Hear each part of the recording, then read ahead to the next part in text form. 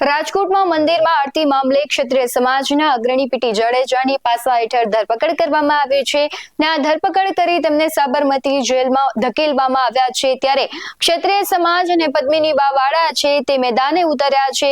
આજે તેની જ વાત કરવી છે। નમસ્કાર, આપની સાથે હું ભૂગવતી વિશાવડિયા। ક્ષત્રિય સમાજના અગ્રણી પીટી જાડેજા વિરુદ્ધ પાસા હેઠળ કાર્યવાહી કરવામાં આવી છે। ત્યારે બહુમાળી ચોક ખાતે 60 થી વધુ ક્ષત્રિય સમાજના પુરુષો અને મહિલા અગ્રણીઓ એકઠા થયા છે। ક્ષત્રિય સમાજના આગેવાનો એકઠા થઈ કલેક્ટર કચેરી ખાતે આવેદનપત્ર આપવાના છે। ત્યારે ક્ષત્રિય અસ્મિતા આંદોલનના કારણે રાજકીય કિન્નાખોરી કાર્યવાહી કરાઈ હોય તેવી ક્ષત્રિય સમાજની કહેવાય છે કે તેઓ આરોપ લગાવી રહ્યા છે। ત્યારે પદ્મિની બાએ જયરાજસિંહ વિશે પણ આક્ષેપો કર્યા છે। જો યોગ્ય ન્યાય નહીં મળે તો ક્ષત્રિય અગ્રણીઓએ આંદોલનની ચીમકી પણ આપી છે। સૌથી પહેલા શું કહી રહ્યા છે પદ્મિની બાવાડા તેના પર નજર કરીએ। ચોક્કસપણે ખોટું છે, આ તાનાશાહી છે। એક નોટિસ હતી, નોટિસમાં 11 વાગે પીટી જાડેજાને હાજર થવાનું હતું, એની બદલે તાલુકા પોલીસ સ્ટેશનેથી રાત્રે જ એમની ધરપકડ કરી છે અને વોરંટ પણ નહોતું। બરાબર છે, તો આ કેવી તાનાશાહી સરકારને?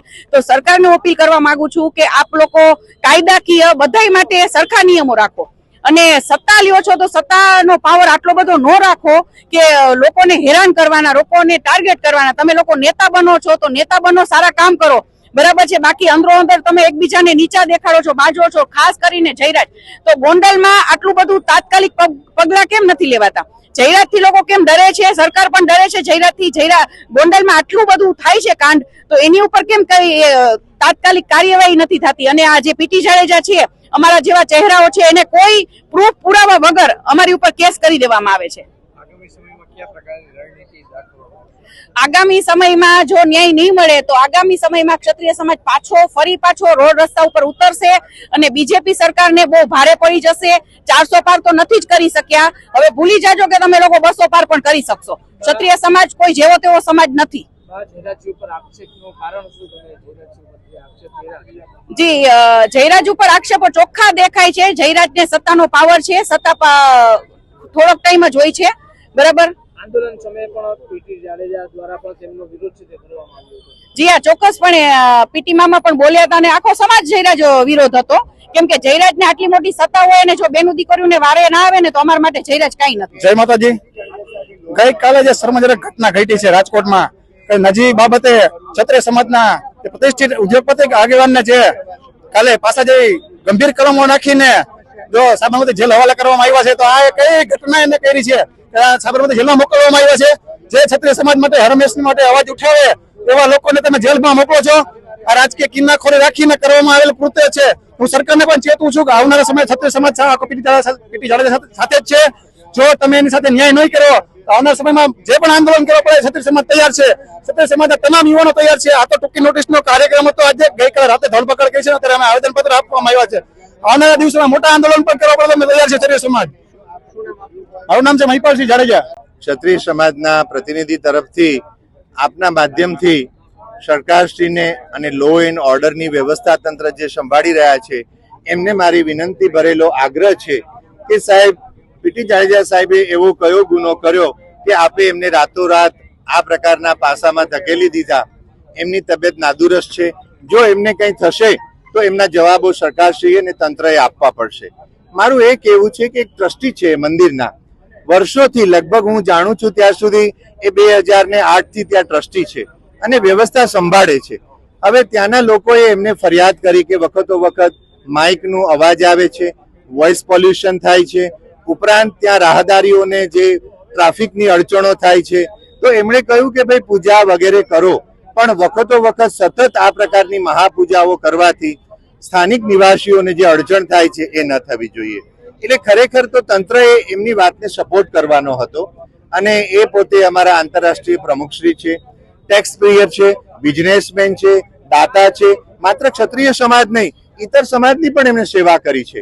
જરા એમનો ઇતિહાસ ભૂગોળ જોવો તો પણ મને એવું લાગે છે, અમારા સમાજને પણ એવું લાગે છે કે કોઈક પૂર્વાગ્રહના કારણે આવું કદમ લીધું હોય એવું અમને દેખાઈ રહ્યું છે અને આ જરા સાહેબ કાચું કપાણું છે।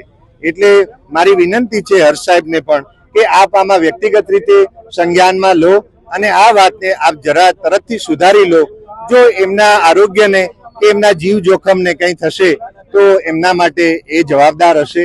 એટલે આપના માધ્યમથી અમે તંત્રને, સરકારશ્રીને વિનંતી કરીએ છીએ કે આ જરા કાચું કપાયું છે અને આને સુધારી લો. આજે શું કાર્યક્રમ છે? આજે તો સાહેબ અમારો પ્રાથમિક કાર્યક્રમ પ્રથમ તબક્કે અમે નિવેદન આપી રહ્યા છીએ. અત્યારે સૌરાષ્ટ્રભરના પ્રતિનિધિઓ અહીં પધાર્યા છે અને જરૂર પડશે તો અમે સરકારશ્રીને પણ મળીશું અને અમે સીધી વાત પણ કરીશું. પણ આમાં બધાનો સમય વ્યતીત થાય છે. આજે આપનો પણ સમય બગડી રહ્યો છે. આ બધા જ લોકો નાગરિકો છે, તો નાગરિકોનો સમય બગડે. અમે અત્યારે વિભાગોમાં જશું, કલેક્ટર સાહેબને મળીશું, એમનો પણ સમય બગડશે. તો સરકારે અને તંત્રએ ધ્યાનમાં લેવું જોઈએ કે એવું કશું જ ન કરવું જોઈએ કે બ્યુરોક્રેટ્સ એટલે કે ન્યાયપાલિકા હોય કે વ્યવસ્થા તંત્ર સંભાળનારા લો એન્ડ ઓર્ડરના કોઈ પણ વિભાગો હોય, સાહેબ એમનો પણ સમય નહીં બગડવો જોઈએ. આજે તમે કલેક્ટરને આવેદન આપવાના છો? અમે જો સાહેબ એમાં એવું છે કે આમાં આંદોલનની મુદ્દો અત્યારે એ પ્રકારનો કશો નથી. અત્યારે આ અન્યાય સામેનો અમારું નિવેદન અને આવેદન છે પેલા તબક્કે. જરૂર પડશે તો અમે સરકારશ્રીને વિનંતી પણ કરીશું. જો વાટાઘાટાના રસ્તા ખુલ્લા હોવા જોઈએ. અને અત્યારે છે તે આપણે સમજીએ છીએ કે લોકશાહી ચાલી રહી છે સાહેબ. લોકશાહીમાં આપણને વાણી સ્વાતંત્ર્ય છે, તો એ વાણી સ્વાતંત્ર્ય કોઈએ વાપર્યું છે તો એને આ રીતે આવા ગુનાઓ લગાડી અને તંત્રએ આ અતિ કર્યું છે. અમારું એ જ કહેવું છે સાહેબ. ક્ષત્રિય સમાજના આગેવાન પીટી જાડેજા ઉપર એક સામાન્ય કલમ હેઠળ ગુનો દાખલ, જેના સંદર્ભમાં એ લોકો સ્ટેટમેન્ટ પણ લખાવેલા.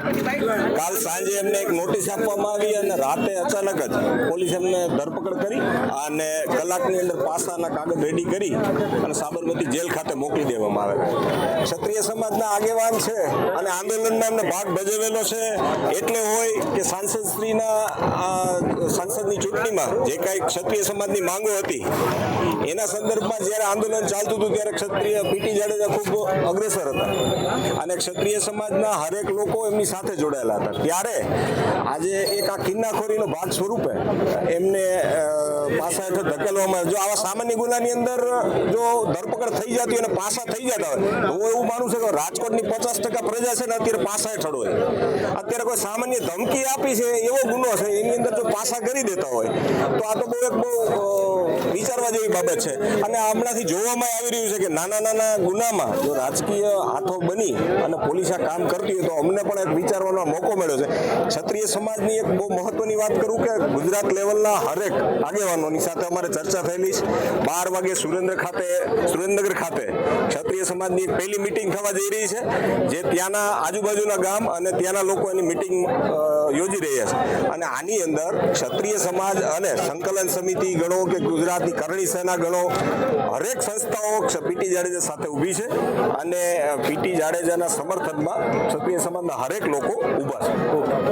જે પ્રમાણે આક્ષેપો કરવામાં આવી રહ્યા છે કે પીટી જાડેજા છે તેમની ધરપકડ પાછળ જયરાજસિંહનું હાથ હોય તેવું પદ્મિની બા કહી રહ્યા છે, આક્ષેપો લગાડી રહ્યા છે અને ક્ષત્રિય સમાજના અગ્રણીઓ છે તે પણ મેદાને ઉતર્યા છે, કલેક્ટરને આવેદનપત્ર આપશે. આગળ શું થશે તે હવે જોવું રહ્યું. તમને શું લાગી રહ્યું છે કમેન્ટ બોક્સમાં જરૂરથી જણાવજો. આવા જ વધુ અહેવાલો સાથે ફરી મળતા રહીશું. તમે અમારી યુટ્યુબ ચેનલને સબસ્ક્રાઇબ કરવાનું, અમને ફેસબુક અને ઇન્સ્ટાગ્રામ પર ફોલો કરવાનું ભૂલશો નહીં. બાકી અમને અપડેટ્સ મેળવવા માટે જોતા રહો BS9 TV ન્યૂઝ. નમસ્કાર.